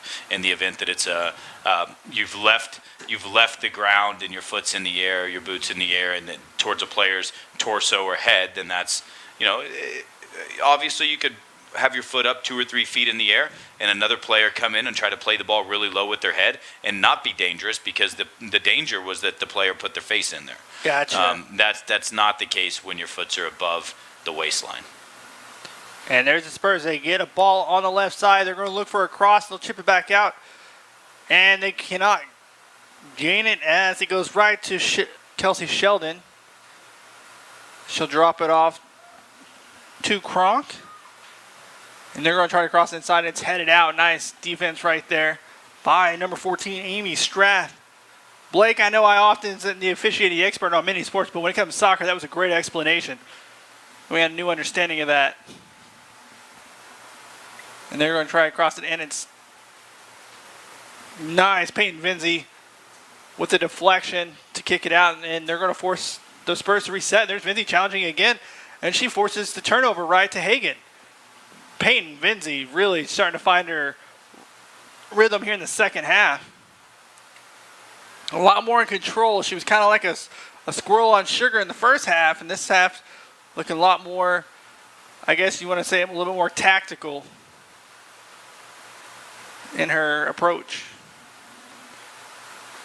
Another moment where players are standing inside the 18, dropping off, watching the play at the PK spot, allowing for runners to get on the end of balls and have an opportunity, and Wichita clears from danger right there. But Sammy Lane, head coach for Wichita, not very happy right now.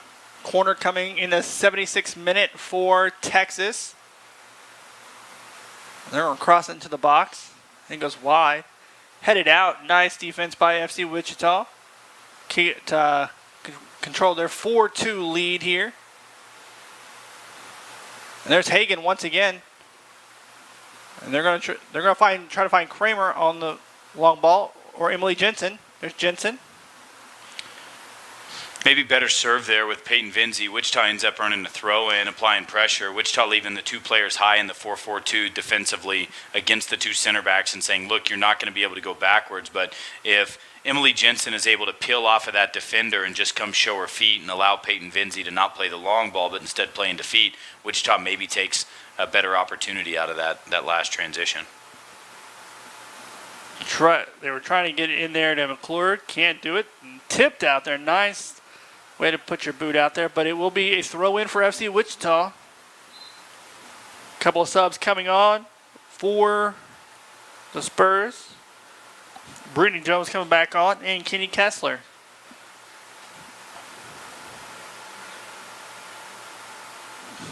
Kessler, one of those, another high-scoring, lower-level school players. 37 goals as a senior at Hardin-Simmons.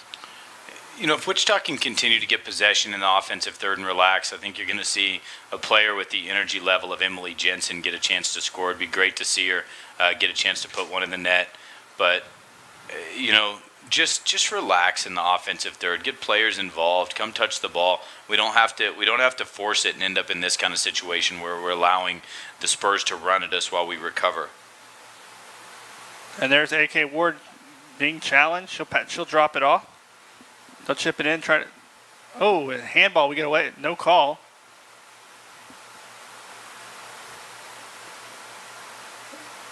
And the deflection pushed out by Coleman, and they're going to get another challenge between Vinzi and Coleman, Chuck. Those two are becoming best friends. And that's the Coleman's. I think it's a water break. It's a water break here in the 77th minute with 13 minutes left to go. Take a water break. But no, Vinzi, I think Coleman's got a couple of inches on her butt. Vinzi's not afraid of by any means. Peyton comes in, challenges, and she's not afraid to go toe-to-toe. So as we do a water break here in the 78th minute, FC Wichita 4, the Texas Spurs FC 2. Ladies looking to hold on for 3 more points if they can hold on here. And as we said, they will move atop the conference standings off goal differential. FC Wichita will be, if it stands pat right now, they will be a +7, and Oklahoma City's only a +2. So with the 6 points even, they'll both, FC Wichita will be number 1. Conference is a little different this year. No FC Dallas U23 team, just FC Dallas, which is the academy team of the MLS club. FC Dallas, and new Tulsa team, not the same one. New owners, new players. A lot of those players from that club play for Oklahoma State, University of Tulsa, Tulsa Fortuna. They played Oklahoma City in their first game at the University of Tulsa Stadium, where the men's team actually played their U.S. Open Cup game, where we beat Tulsa 4-3. Tulsa lost that game 1-0. FC Wichita and Dallas will play here in a couple weeks, and then they'll have a rescheduled match coming up in Dallas, I believe, for they were supposed to be the first match last Friday, but it was rescheduled. So Yeah, the FC Dallas and Wichita series is now going to be played in Oklahoma. Both games? Yeah, both games are going to be in Oklahoma. They're deciding between Oklahoma City and Tulsa, or maybe both in Oklahoma City. But they're both going to be neutral site games, and it's unique for both teams. Cuts a little bit of the travel, but grows the brand and awareness in other cities that are in between us, and hopefully continues to build that natural rivalry, even in interest with Oklahoma City and Tulsa fans with Wichita. And FC Dallas. So pretty cool opportunity for a community like that, with everything that Oklahoma City is doing for the WPSL. Sean Jones and that organization has been great up to this point. And DeBray, these guys are working really hard, and so that game there kind of rewards them for that, and it helps the clubs. You know, you lose the gate, you're not able to collect the gate at home, the gate, the concessions, maybe some merchandise sales. You save a little bit of money with the travel, but ultimately allows us to get both those games in a short window now.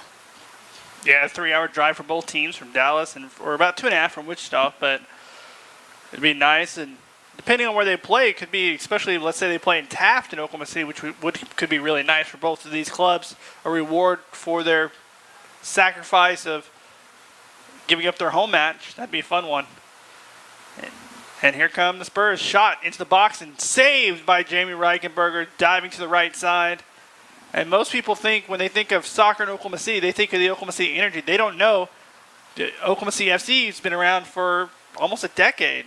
Right, yeah, have a youth club presence there. The women's game is growing for them. You've now added, obviously, you have the Energy with their USL and PDL team, but you also have Oklahoma City 1889 on the men's side. Oh, yes. And the surge of that coming in now. So you've got 3 men's team in Oklahoma City, and now the women's team as well, that's been operating and continuing to grow and reach new heights, and finding some good support and investment from the community. And yeah, it's a great thing. Definitely natural rivals for us. Anytime that can grow, it just helps connect Dallas, Wichita, Houston, Kansas City, and we'll continue to see the game grow in the Midwest. Yeah, the Imps, 1889, the 1889, the Fighting Imps, yeah. Being from Oklahoma City, that's what I know. I knew about the Imps before I knew about anything else. And there's a play by McClure. She shoots it through the uprights.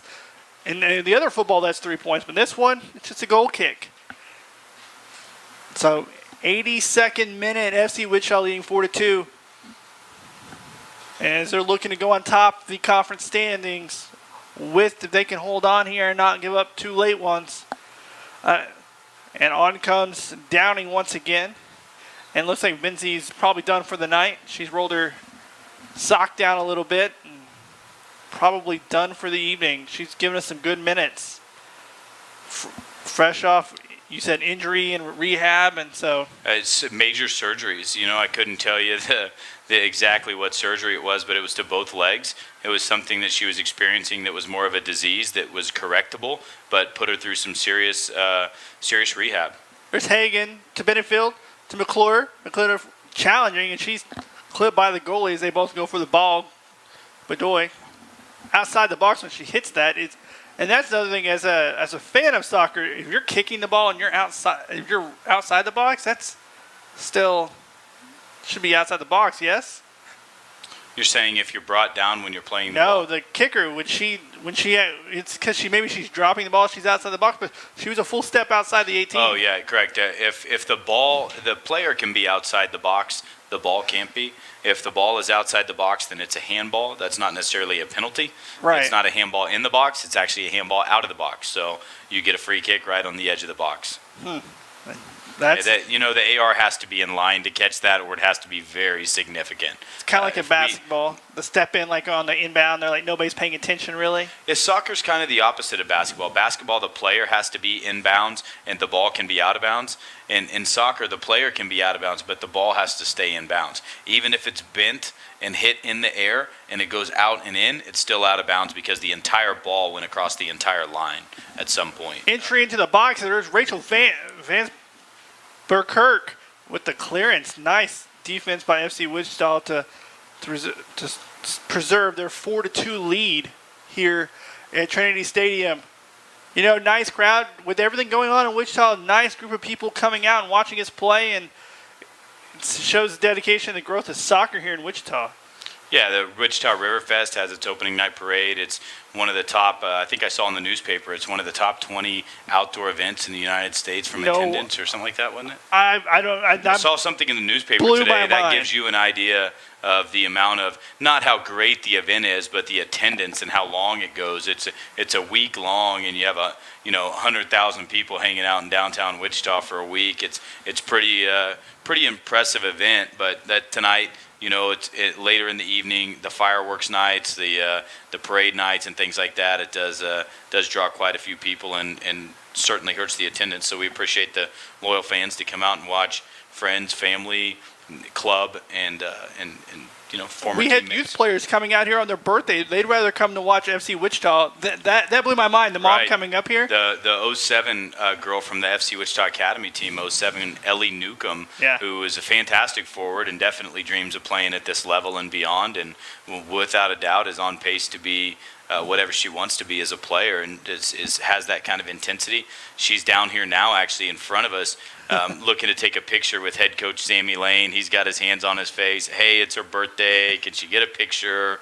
So Sammy's taking a minute to say hi to the girls and wish her a happy birthday, and that's great. Awesome that she had a choice to go to whatever her favorite sushi restaurant was and a parade, or come be a ball girl for her favorite team, and this is where she ended up. Yeah. I think it's the first time I've seen Sammy smile in a couple of days. Sammy's great with the kids. He loves the kids. Can this be the moment? Oh, and Hagen tripped up at the box, no call on the free kick. What a ball from Katie McClure, right on the foot. Timed run from Hagen. Hagen takes a touch and getting ready to have a go, and nearly another penalty. But if Hagen can get that off in 2 touches, puts her fourth in of the day. That probably was a good no call. It looked like she just tripped over. Yeah, absolutely. And then we just have players just tripping over one another. And probably the final sub in the 87th minute as Mish Hooten comes back on the field for the Texas Spurs.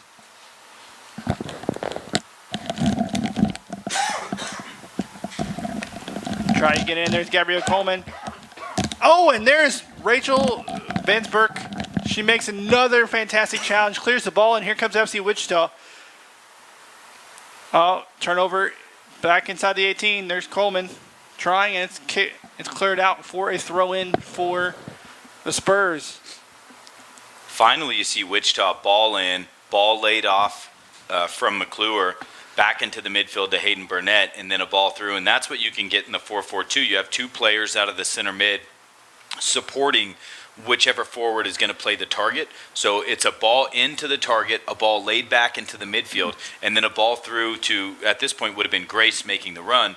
McClure misses just a touch from Burnett. Burnett was in a position to support her, but that's what you want to see. Connect the layoff pass from McClure. Let Burnett get her head up, and maybe Hagen forces the run and runs across, and it's covered, but we've got another flank player coming, or it's just patient, relax, but so dangerous at this point, especially when the Spurs are chasing the game. That's the right way to break them down. Ball in, ball back, ball through. Let's see if we can release the run and keep the ball on the deck. Ball goes right to Benefield. She'll recover, shift it around. And possession goes back to the Spurs. Up to Hooten. Hooten tries to get up to Coleman. She recovers. Hooten tries to play in space, and it's cleared out there. Looked by Jordan Downing. Her and Hagen are fighting for possession.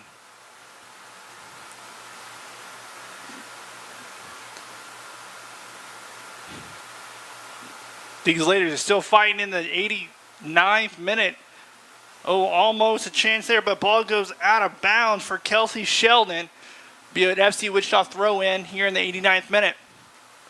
Reminder, if you're watching at home, come join us tonight at Jersey's Bar and Grill for the women's after party. Come meet the ladies, hang out, and enjoy some good food at Jersey's. In fact, tonight, Coach Sammy Lane is asked to feed the away team, so the Texas Spurs are actually going to go over to Jersey's Bar and Grill after the match as well, and the teams not just have dinner together, but be able to meet all the players from both teams. Everybody sit down, have a little bit of pasta. There's cervezas or IPAs or whatever you're into. If you're of the adult beverage, If not, come have a Dr. Pepper. If you're not, have a water, have a DP, have whatever you want. There's salads, hamburgers. The food's great at Jersey's, and so that's where the post game spot will be, and the ladies will be over there meeting and greeting everybody. I won't lie. Some of my favorite things about FC Wichita is the post game, the after party. Just talking to players. They're very friendly, like the men's and women's. They love talking about the team and the city and soccer in general. And we've got a player for It's Hooten. Yeah, Hooten, who's came into this match and already cramped up. And they're just want to sub her out real quick. Mish Hooten, former Texas A&M Aggie, played 3 years. And ball goes out. FC Wichita throw in here. We're trying to find out how much time we're getting in the added time. And they're not going to tell us. That's wonderful. Actually, 2 minutes. 2 minutes. Typically 2 minutes what you're going to get. And there's Hagan. Ooh, a little too short on the pass, looking for her collegiate teammate, McClure. There's Benefield. She'll tip it out to Kramer.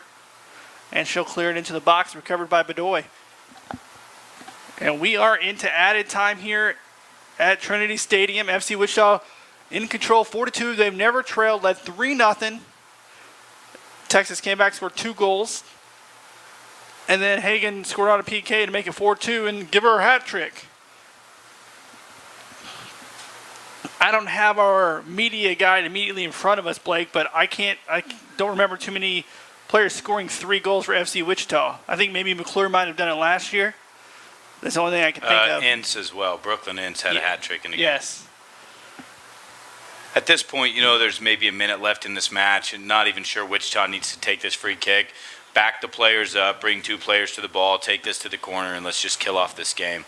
Looks like we're still looking to push players forward, defending with 5, 2-3 in the box, and Kramer's going to have to put this ball across. But ideally, you bring over help. Chuck, you play the ball into the corner. Etiquette is 2-goal match. You just kill this game off instead of putting the ball across the box. Ball did go across the box. Maybe you cleared kill out. a little bit more time that way, and you've got it for the last minute. If you can keep possession, maybe you earn a corner, maybe you earn a throw-in, but it just kills off the rest of the match. I think the center official told her she had to play the ball because she was just standing there. From a delay standpoint, Yeah. what I'm saying is you bring a second player, you play the ball short, and you just carry it to the corner and shield it. Yeah. You shield it in the corner by the corner flag, and you just kill the game. And there's A.K. Williams, Ward taken down from behind, give a free kick here in about the 92nd minute here of this match. And from about 42 yards out. Well, the girls have been good tonight, and it would take something really ridiculous at this point, right, in order for FC Wichita to not come away with 3 points out of this match. And Jamie's just going to drop the ball at her feet, look to play short, and see if they can kill the rest of this time. I think you were right, though. Jamie not giving up 3 goals tonight. When this team's healthy and they're full roster, they are arguably one of the toughest teams to beat in the WPSL, and we've seen that tonight. FC Wichita, they're definitely letting them play here.